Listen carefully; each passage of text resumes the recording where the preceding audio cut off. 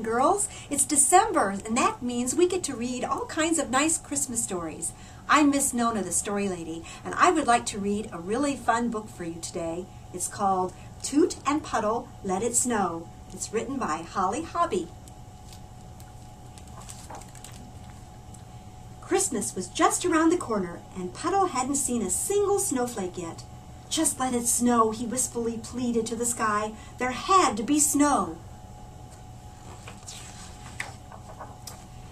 His friend Toot was more concerned about another matter altogether. He wanted to give Puddle a wonderful surprise for Christmas, the best present ever. He knew that the best present was usually something you made yourself, a one-of-kind thingamajig, not just a what's-it anyone could buy in a store. One year he made Puddle a bright red sled. They named it the WP Rocket. Another year he gave his pal a mysterious seed pod. They waited half the winter to see how it would bloom. And just last Christmas he presented Puddle with a real raft, big enough for two, the WP Pond Lily Queen.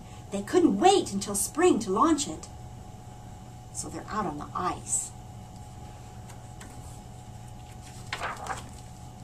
This year, though, Toot was really stumped. Puddle was a contented homebody. He was a cook and a gardener and an artist. He loved trees and birds in his own backyard. He was certainly the best friend you could have. What could he possibly give good old Puds for Christmas?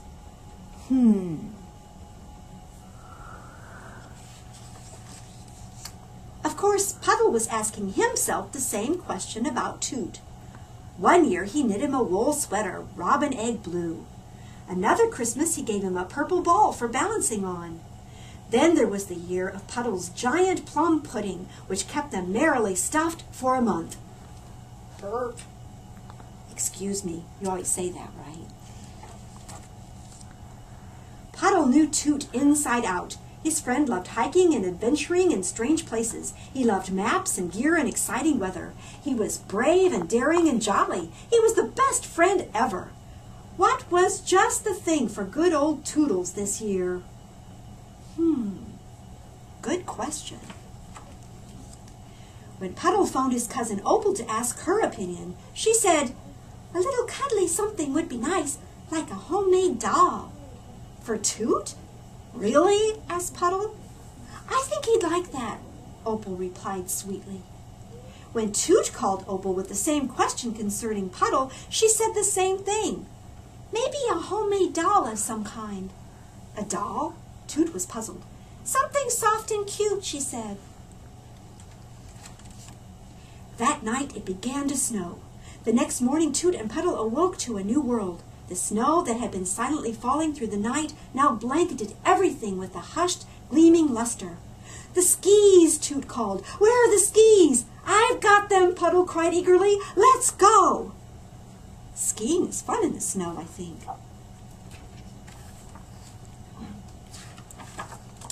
The path through the woods became a magical journey. The two friends skied along in silence, stirred by the beauty surrounding them. When they stopped to rest, Puddle said, "I wish I could take this morning and put it in my pocket and keep it forever." "Me too," Toot sighed. "It's perfect." It does look nice. But then by evening, hard rain began to fall. "Oh no," Puddle protested, and by the next day the glorious snow was gone. "I can't believe it," Toot frowned. "Neither can I," Puddle said sadly. "I was all set to go sledding." His spirits had been momentarily dampened. Still, Christmas was coming. It was almost here, snow or no snow, and the two friends soon plunged into a state of busy excitement. Putting up the tree, hanging their cards. As for presents, Toot spent every spare minute in his workshop in the basement, clearly inspired at last. And Puddle was up to something equally private and absorbing in the attic.